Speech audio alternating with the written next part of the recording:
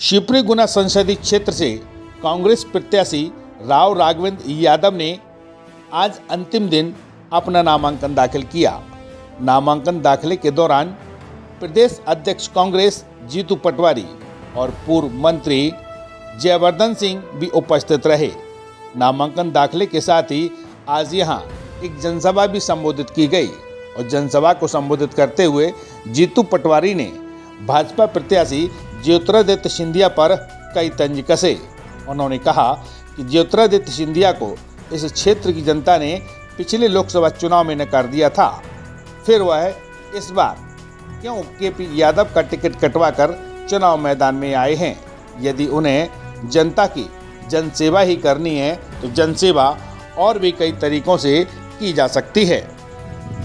क्या कारण है कि ऐसी लोकसभा जिसमें बमोरी आता है, गुना का पूरा क्षेत्र आता है, शिवपुरी, पिचोर, कोलारस, मुगावली, चंदेरी, अशोकनगर, जिस क्षेत्र की आबादी और मतदाता 18 लाख है, तो क्या भाजपा को एक स्थानीय उम्मीदवार नहीं मिल पाया था? ऐसा क्या कारण था कि जो रिजेक्टेड माल था 5 साल पहले का, उनको लाना था।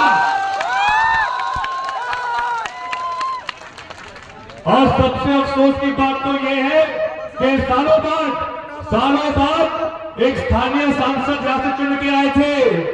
ऐसा क्या कारण था कि इन लोगों को डॉक्टर केपी यादव का अपमान करना था? मेरी आप सबसे प्रार्थना है, 7 मई को आप सबको सत्य का साथ देना है, क्योंकि जून के माह में जब बेटी खुलेगी और अगर आप सबके आशीर्वाद से जीत हाथ के पंजे की होती है, जीत राव साहब यादव सिंह जी की होती है, तो पूरा प्रदेश नहीं पूरा देश हिल जाएगा। कि अगर आपको सेवा का इतना ही शौक है तो अभी आज मंत्री है, राज्यसभा के 5 साल पड़े हैं आपके पास, 4 साल, तो राज्यसभा का भी सांसद विवेक तनखा जी आपको और लोकसभा के सांसद को जो सांसद निधि मिलती है अलग अलग मिलती है। आप मंत्री बन पाओगे कि नहीं? जब कांग्रेस की सरकार, आप राज्यसभा से हो, तो जब वहाँ इंडिया गठबंधन की सरकार बनेगी तो मंत्री तो बड़े ही बनोगे ना। तो राज्यसभा के सांसद और लोकसभा के सांसद की ताकत एक ही है। तो फिर से आपने चुनाव लड़के आप लोगों ने हराया, उसका क्या बदला लेना चाहते हैं, अपमान करना चाहते हैं आपके वोट का? क्या कारण? ये सवाल बनता है कि नहीं बनता? सिंधिया जी हमेशा कहते हैं मैं जनसेवक हूँ, जनता की सेवा मेरा धर्म है। मुझे महाराज मत कहो, कभी कभी कह देते हैं। ये भी बात कहते हैं कि मैं विकास राजनीति का प्रमुख लक्षण होता है, केवल विकास मेरी राजनीति है, ऐसे शब्द आते हैं उनके मुंह से। क्या कारण है कि सबसे गरीब पूरे मध्य प्रदेश में और पूरे देश में सबसे ज्यादा कुपोषित बच्चे यहीं के हैं, हमारे इस गुना संसदीय क्षेत्र के? क्या कारण है? आपने विकास किया था? कितनी बार सांसद बने आप यहाँ से, कितनी बार मंत्री बने आप यहाँ से, कितने साल से आपके पूरे परिवार को इन लोगों ने सहायता की, फिर भी सबसे ज्यादा कुपोषित बच्चे यहाँ क्यों है? ये सवाल बनता है कि नहीं बनता? अरे ये सवाल बनता है कि नहीं कि गरीब सबसे ज्यादा अगर कहीं रहते हैं तो गुना शिवपुरी में रहते हैं।